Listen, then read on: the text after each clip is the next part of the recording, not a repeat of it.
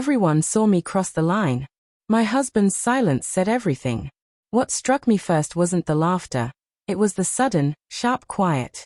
The noise of the bar was still there, the Friday night buzz of clinking glasses and shouted conversations, but it felt far away, muffled, like I was underwater. When I pulled back from Mark's lips, my heart still hammering, I looked for Daniel. He had been standing nearby just a moment earlier. Now he was gone. His drink was still on the bar, beads of condensation dripping lazily down the side. The stool he'd been sitting on spun slightly, as though it still held his weight. And in that instant, the truth hit me so hard it nearly knocked me over. He had seen. My stomach dropped. My throat burned. Daniel, my husband, my quiet, steady Daniel, the man who had been beside me through every failure and every sleepless night, had seen me kiss someone else. And not just him, everyone. The bar didn't stop. People kept talking, kept laughing, kept trying to pretend they hadn't witnessed the kind of thing that cracks a marriage right down the center. But I could feel the weight of their eyes on me. And Daniel's wordless exit screamed everything I didn't want to face. The week before, he had been distant. Not angry, never that, just quieter than usual. Daniel never announced when something was wrong, that was his way. He held things inside, never wanting to add to my burdens. He worked late at the firm, came home drained but smiling, as if he owed me that much, even when I could see the exhaustion in his eyes. Big project? I'd asked one evening as I set his plate of pasta in front of him. Something like that, he'd replied, moving the food around with his fork. Deadlines are rough. That was all. No more words, no rants, no shared worries. Just silence. And I, selfishly, let that silence grow into something ugly. Why wouldn't he talk to me anymore? Why did I feel like I was living with a ghost, my words just echoing off him without ever landing? Then Mark appeared. Mark, my old college fling, all reckless charm and easy warmth. I hadn't seen him in years. He showed up at a coworker's birthday party, grinning, holding a beer, and saying, "You haven't changed a bit," as though the years hadn't touched either of us. His hug lingered too long. I should have stepped away. I should have turned back toward Daniel, toward home. But instead, I smiled, because for the first time in weeks, someone made me feel seen.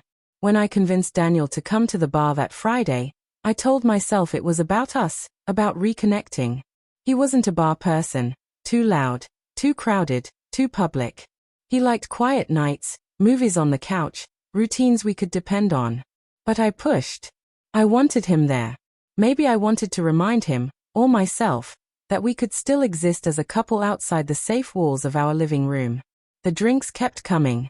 The music was too loud. And Mark was there, always close, always laughing, always brushing against me like it was an accident. I told myself it was nothing. Just old friends. Just nostalgia. Until it wasn't. Daniel had stepped away, gone to get another drink. Mark leaned close, his voice barely audible over the music. "Still as beautiful as ever," he murmured. And before I could think, before I could stop myself, I leaned toward him. Our lips met. 3 seconds. That's all it was. 3 seconds that tore my world apart. When I opened my eyes, Daniel was gone. I pushed through the crowd, my chest tight, my vision blurred. Outside, the cold air stung, snapping me back into my body. Then I saw him. Daniel was walking fast toward the car, his shoulders tense, his hands clenched into fists. "Daniel." I called, my voice breaking. He didn't stop. "Please, wait." He unlocked the car and slid inside. The door shut with a sound that was louder than any shout. I reached the car just as he started the engine. "Daniel, please, let me explain." He glanced at me, just for a moment. And what I saw in his eyes wasn't fury. It wasn't rage. It was heartbreak. And then he drove away. The car sped off into the night, tires screeching, leaving me standing frozen in the cold. My breath came in ragged clouds as the weight of what I'd done crashed over me. I had betrayed him, and everyone had seen it. Daniel didn't come home that night. Or the night after. No calls. No texts. Just silence. A silence I knew I'd earned but still couldn't bear. Every hour stretched on like a slow, twisting knife in my chest. When he finally returned 3 days later, he looked like a stranger.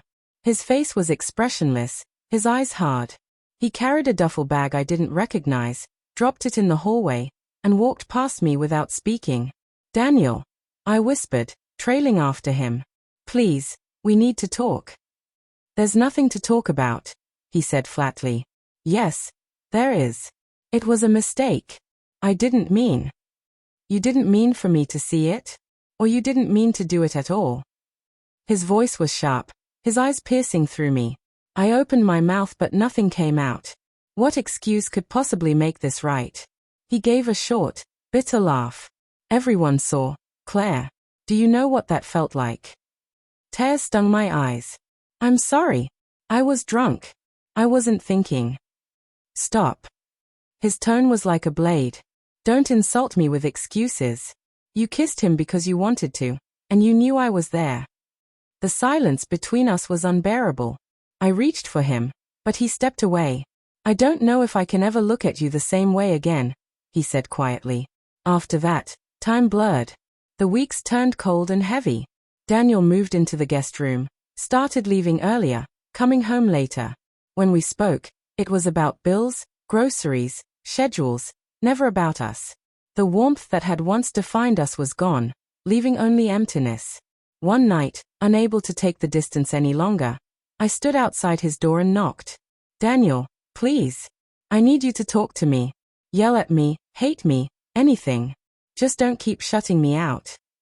He looked up, his eyes red and hollow. "You broke something in me, Claire," he said softly. "And I don't know if it can ever be fixed."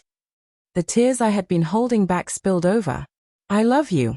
I made a mistake, but I love you. Please don't give up on us." He shook his head slowly. "Love isn't supposed to feel like humiliation. And that's all I feel when I think about you now." The next morning, he was gone. Not just gone for work, gone. His clothes were missing, the duffel bag too. The closet hung half empty. On the kitchen counter sat an envelope with my name on it in his familiar handwriting. My hands trembled as I opened it. Claire. I can't do this anymore. I can't live with the image of you in someone else's arms burned into my mind. I thought we were stronger than this. I thought what we had was worth holding on to. But your choice told me otherwise. I don't hate you. I just can't stay. Daniel The words swam before my eyes as I sank to the floor, sobbing. His leaving the bar that night had been the first step toward this moment, and now it was final. It's been months since then, but that night replays in my mind constantly. The sound of laughter, the kiss, the exact moment I saw him watching before he disappeared into the crowd. I would do anything to go back, to stop myself, to change the ending. But I can't. Now, when people look at me, they don't see the woman who used to have a husband who loved her. They see the woman who threw it all away for 3 seconds of weakness. And they are right, because everyone saw. And Daniel's silence said everything.